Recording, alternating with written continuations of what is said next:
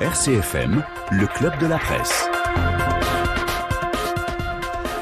Bonsoir, bienvenue dans ce nouveau numéro du Club de la Presse. L'actualité de la semaine, commentée, décryptée avec mes confrères de la presse régionale. Anne Chabanon de Corse Matin et Jean Vitus Albertine de Viastel. Bonsoir à tous les deux. Bonsoir. Une actualité ces derniers jours largement dominée par le climat social tendu au niveau national avec la grève dans les raffineries de pétrole et la pénurie engendrée dans de nombreuses régions, pas la Corse en tout cas pour l'instant. Ce mouvement qui intervient à 3 jours d'une marche parisienne contre la vie chère risque-t-il de faire tache d'huile?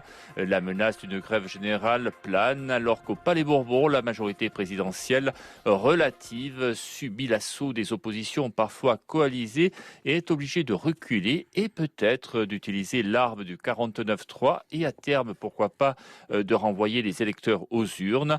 Pour évoquer cette situation explosive, avec nous Carl Tomasi, jeune militant La France Insoumise, candidat suppléant dernière législative à Bastia. Carl Tomasi, bonsoir. Bonsoir. Nous parlerons aussi, si nous avons le temps, des péripéties du processus de discussion des élus corses à Paris et de contraste où hier soir sur Viastel et à partir de 19h sur RCFM, il était consacré ce numéro de contraste à la grande criminalité avec comme invité Jacques Folloroux, journaliste au Monde. Le Club de la Presse, c'est parti. RCFM, le club de la presse. On débute donc avec ce bras de fer entre la CGT et l'État sur fond de grève dans les raffineries. Les menaces de réquisition du gouvernement pour réapprovisionner les pompes à essence n'ont fait que renforcer la détermination de la Confédération qui poursuit le mouvement sauf à ESSO et s'apprête à organiser une journée de mobilisation interprofessionnelle. Une grève générale donc le 18 octobre. Qu'en pense Laurent Berger, le secrétaire national du premier syndicat de France, la CFDT? On l'écoute, il était ce matin sur France Inter. Moi, je suis un syndicaliste, juste un syndicaliste. Ce que je veux, c'est des augmentations de salaire. Mais moi, ce qui m'agace, c'est qu'on confonde en permanence l'action syndicale et l'action politique. Il y a un sujet syndical qui est l'augmentation des salaires, l'amélioration des conditions de travail, le sujet des retraites potentiellement, même si c'est pour plus tard, et qu'il y a aussi un sujet politique avec des débats à l'Assemblée, etc. Et qu'il ne faut pas tout confondre. Et donc, je ne me ferai pas instrumentaliser par quiconque pour essayer d'expliquer que le mouvement social soit le relais du mouvement politique. C'est le réel qui compte. L'appel à la grève générale dont on parle, là, ça change quoi? Ça change quoi concrètement? Pour les travailleurs les plus modestes, rien. Je vous le dis, rien. Parce qu'à la fin, ce ne sera pas concerné. Laurent Berger, vous ne défilerez pas dimanche dans cette marche contre la vie chère organisée par l'opposition de gauche. Pourquoi? Ce n'est pas votre combat? Non, c'est pas mon combat. Moi, je suis un syndicaliste. C'est une marche politique. Je la respecte. Il y a sûrement des gens très bien qui vont manifester. Mais moi, c'est pas mon combat, non. On est récupérable par personne. RCFM, le club de la presse. Carl Tomasi, je me tourne vers vous. Votre réaction, la CGT aujourd'hui, selon vous, fait de la politique. Elle est instrumentalisée par LFI. C'est en tout cas ce que sous-entend Laurent Berger au micro de Nicolas Demorand. Moi, je ne suis pas là pour commenter ce que dit M. Berger. La réalité politique, c'est qu'on a besoin de se mobiliser, que ce soit les partis politiques ou le syndicat. C'est-à-dire qu'on rentre dans un bras de fer contre le gouvernement de Macron, qui est prêt à tout. On va le voir peut-être après. Donc il va falloir qu'on se serre les coudes et on n'est pas là pour récupérer qui que ce soit, on est juste là pour lutter en fait. Il y a des gens qui sont en train de... Il y a des gens, tous les plus précaires se font attaquer par le gouvernement Macron, pardon. Il va bien falloir qu'on se serre les coudes et qu'on fasse ce front commun, donc grève générale et les marches comme celle du 16. Est-ce que dans ce conflit très dur se joue aussi la succession de Philippe Martinez à la tête de la Confédération qui aura lieu à la prochaine élection en mars prochain? On dit que la ligne radicale pousserait par rapport à une ligne plus réformiste. Voilà, pareil, ce qui concerne la CGT, enfin moi je suis pas à la CGT donc je n'ai pas à donner mon avis. Si une ligne plus radicale s'impose, moi je suis personnellement content. Par rapport à une ligne plus réformiste, style CFDT. Exactement, moi je suis pour... Mais là je parle en mon propre nom, je préfère une ligne un peu plus radicale. Je pense qu'on en a besoin. Jean Vitus? Toute la gauche va participer à la manifestation, la prochaine manifestation. Celle du 16? Oui. Globalement, oui. Il y a le PCF, toute la NUPES en fait. Le Parti Socialiste également. Il me semble, je n'ai pas envie de dire de bêtises. Le Parti Socialiste, je pense que le Parti Socialiste s'est joint à la manifestation. En revanche, la CGT, jusqu'à il y a quelques jours, ne participe pas à cette marche contre la vie chère et contre l'inaction climatique. Anne? Quel regard vous portez, vous, en tant que jeune génération, sur des choses qui existaient évidemment avant, mais qui se font jour à nouveau de manière extrêmement criante, sur les lézardes, les fractures qu'on peut d'ores et déjà observer dans cette gauche qui s'est unie pour gagner et qui a effectivement eu ses entrées au sens premier à l'Assemblée nationale, en nombre de sièges notamment. Quel regard vous portez, vous, sur ces fractures qui disent quand même que le ciment qui avait été scellé est quand même assez friable finalement et rapidement? Personnellement, en tant que jeune, j'ai plutôt confiance en ma génération et même celles qui viennent après. Je pense que ces ruptures-là, elles existent depuis très très longtemps. C'est pas nous qui allons les régler, mais par contre, on voit bien, justement, à la NUPES par exemple, qu'il est possible de faire bloc commun. À l'Assemblée, je trouve qu'on y arrive plutôt bien. C'est plutôt d'ailleurs la majorité qui a des problèmes avec son groupe, comme on l'a vu. C'était hier ou cette nuit. Oui, cette nuit. Ouais. Oui, mais bon, alors aujourd'hui c'est LFI qui domine la gauche et la NUPES. Maintenant, il y a beaucoup de divergences entre vous. Alors dans l'opposition, ça va, on peut s'opposer au gouvernement, c'est pas gênant, y compris de voter une motion de censure. Pour gouverner, c'est autre chose quand même. À partir du moment où on s'est mis d'accord sur un corpus d'actions, les 650 propositions qu'on propose dans la NUPES, on les appliquera. Et puis après, on n'est pas là pour gommer toutes les différences entre nous. Je veux dire, on n'y arrivera pas. Vous n'y arrivez pas, ça c'est sûr. On confirme, vous n'y arrivez pas. Oui. Oui, et puis je ne suis même pas sûr qu'on veuille vraiment uniformiser tout le monde, que ce soit le PCF, LFI, le PS. On n'a pas besoin d'être tous d'accord. Par contre, on est d'accord sur des propositions. Et le jour où on arrive au pouvoir, on mettra en place ces propositions comme on l'a promis. Et tout le monde est d'accord avec ça. Et je pense que c'est déjà énorme. Il y a ces propositions, Karl Thomas, et puis il y a aussi, depuis juin, à l'Assemblée nationale, qui est une sorte de caisse de résonance, il y a ce coup d'éclat permanent, c'est le sentiment que ça donne, le buzz permanent des NUPES. Et certains vous accusent de faire, en quelque sorte, indirectement, le jeu du Rassemblement national, qui, par comparaison, apparaît comme respectable. Qu'est-ce que vous répondez à ceux qui portent ces accusations ? Je ne comprends pas, en fait, par coup d'éclat, c'est quoi? C'est le fait de défendre avec vigueur nos idées? Non, c'est pas ça. C'est quand on voit arriver, par exemple, tous les députés avec une cravate pour protester contre une prise d'opposition de la présidente.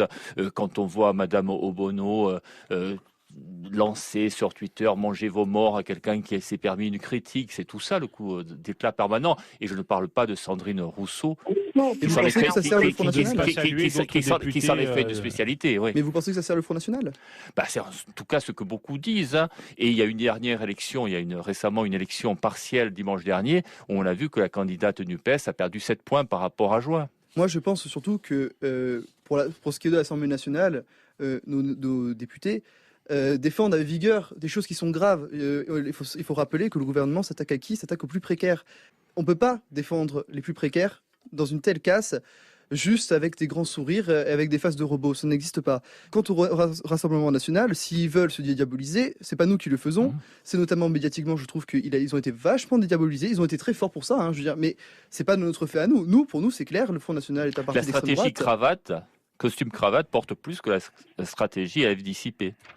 D'accord, mais nous, c'est la forme. S'ils ne veulent ne pas nous mettre de cravate, c'est pas mon problème. Par contre, quand eux, ils proposent de changer la Constitution, notamment pour contourner les droits de l'homme, par exemple, ils peuvent mettre autant de cravates qu'ils veulent, peuvent avoir le sourire aussi, les dents aussi blanches qu'ils veulent. Moi, je préfère des gens qui mettent pas de cravate et qui défendent les travailleurs, qui défendent les plus précaires, qui défendent les femmes.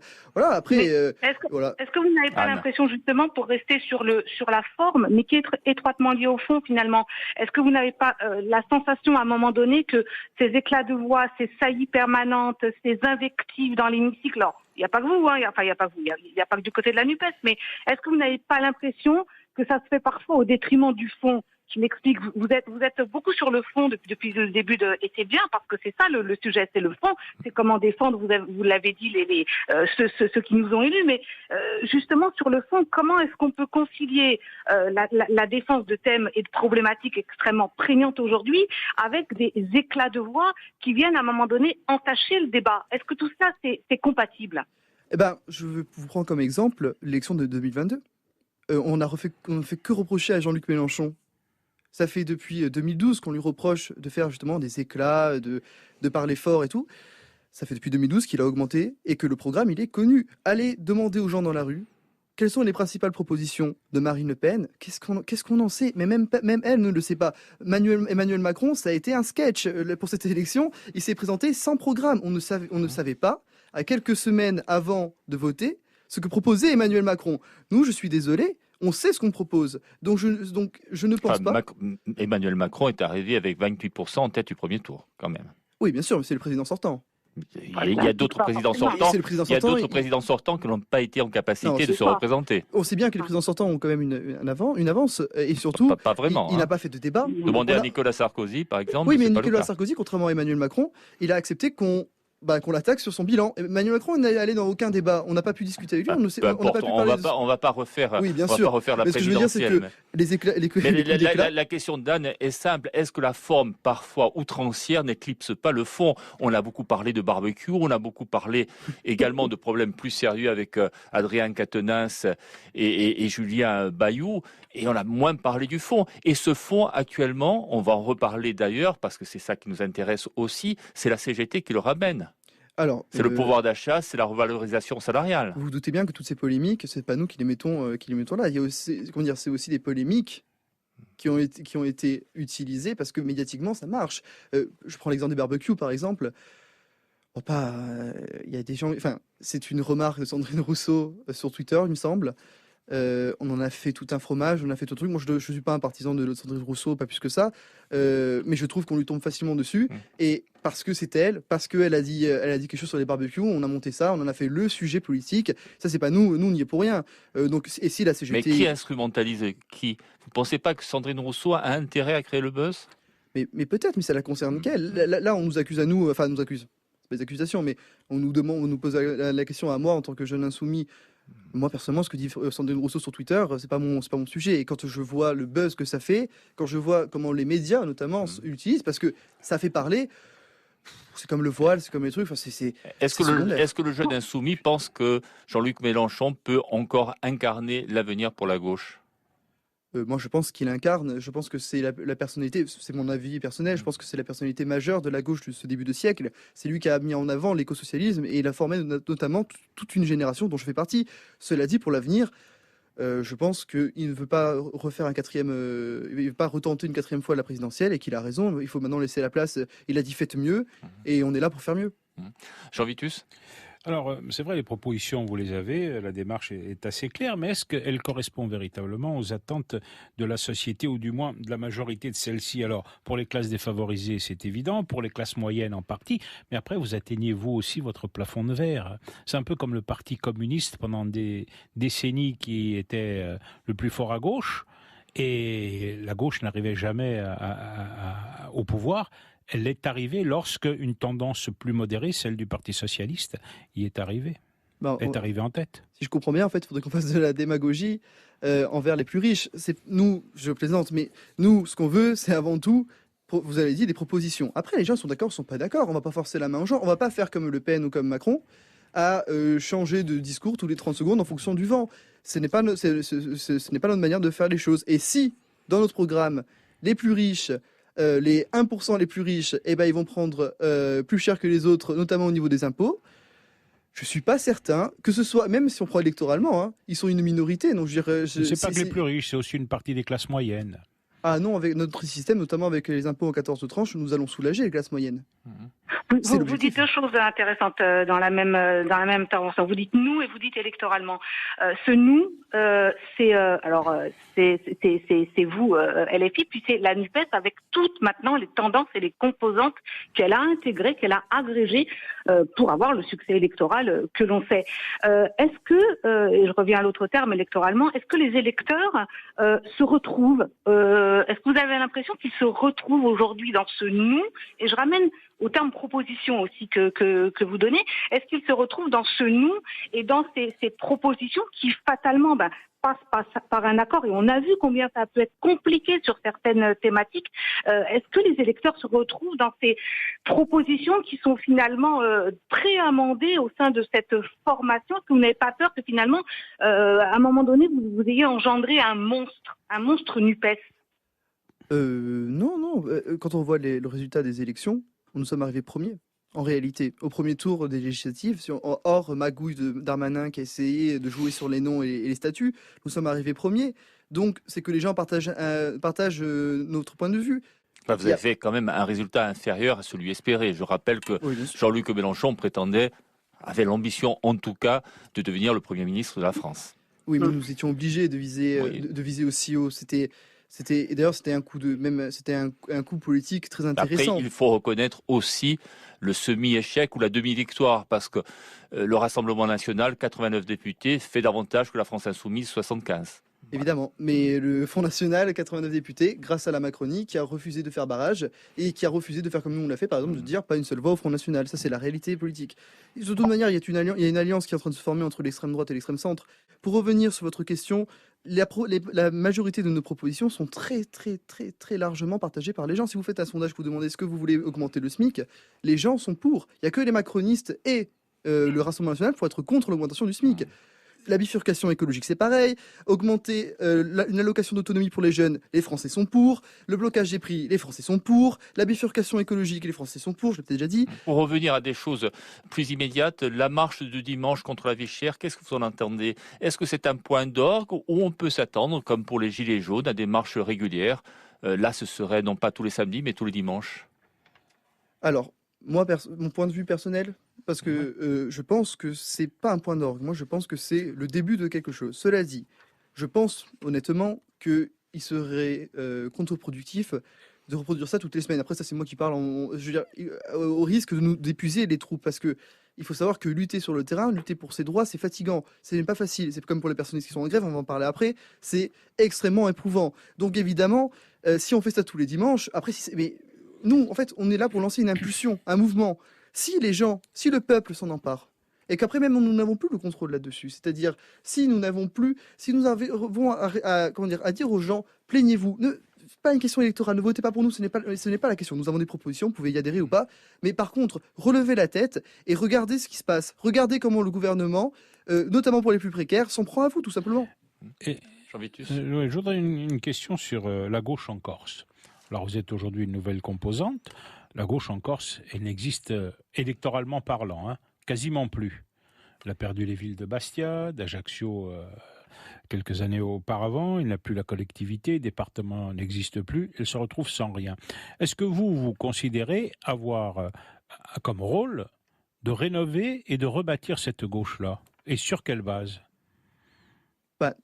Évidemment, enfin moi personnellement non, j'ai 24. Le mouvement que vous représentez. Oui, bien sûr, mais tous les mouvements, je pense que nous sommes à un moment donné, nous espérons arriver à faire ce que la NUPES a fait, et sur quel fondement? Sur le fondement. Voilà ce que j'allais ajouter, et avec qui? Voilà, et avec qui? Avec qui? Avec les personnes qui acceptent le programme de la NUPES. Nous, on va pas faire un truc à part, on va pas faire un truc à côté. Ce serait bien qu'on puisse faire comme avec la NUPES en Corse, avec les mêmes forces de gauche, d'autres bien sûr, parce que nous en avons aussi des forces de gauche locales avec qui il serait très intéressant de travailler. Lesquelles? Moi, là, comme ça, à Manque, par exemple, à Manque. Après, il y a aussi le collectif de jeunes, la Juventud di Manque, qui s'est créé. Enfin, je veux dire, il y a moyen de faire quelque chose. Après, moi, j'ai 24 ans, personnellement, est-ce que je vais être... je vais essayer de jouer le rôle qui est le mien, mais là, comment dire, c'est à tout le monde de le faire. Il faut être ambitieux. Louis Boyard, à 21 ans, il est député. Non, moi, j'ai aucune ambition. Alors, une dernière question pour revenir au conflit dans les raffineries. Après, on va passer à d'autres sujets. Souhaitez-vous, comme Sandrine Rousseau ou Alexis Corbière, de passer à la vitesse supérieure, passer à la grève générale, sachant que la CGT, par exemple, appelle à la grève désormais dans tout le secteur de l'énergie et mardi à la RATP? Oui, moi je suis pour une grève générale. C'est-à-dire qu'en fait, j'estime que le gouvernement est prêt à n'importe quel bras de fer avec nous. D'ailleurs, ils vont peut-être même faire la réquisition, ce qui est... je ne sais pas si vous comptez en parler, mais c'est ce qui est un scandale. C'est-à-dire qu'en fait, c'est du travail forcé. Mais bon, c'est ce qui a été utilisé par Reagan et par tous les plus gros capitalistes qui existent pour casser le mouvement de grève. Donc oui, moi je suis pour le massifier. Je suis pour qu'on soit notamment solidaires entre nous. C'est-à-dire qu'il faut savoir que la lutte qui est menée par les personnes en grève actuellement, c'est une lutte qui est utile à tout le monde. D'ailleurs, si on regarde le sondage ELAB, il y a 62% de la population qui le soutient, qui est pour une redistribution honnête des dividendes. Et un sondage, c'est ça pour le compte de CNews, qui dit exactement le contraire. 71% désapprouvent. Enfin bon, peu c'est importe. news, c'est news. Voilà. Oui, d'accord, non, tout à fait, mais bon. Ils ont quand même fait il y a pas longtemps une émission pour savoir si les combats du diable et du... Un sondage reste un sondage dans un sens comme dans un autre. Eh bien, merci Carlo Thomas. Merci à vous.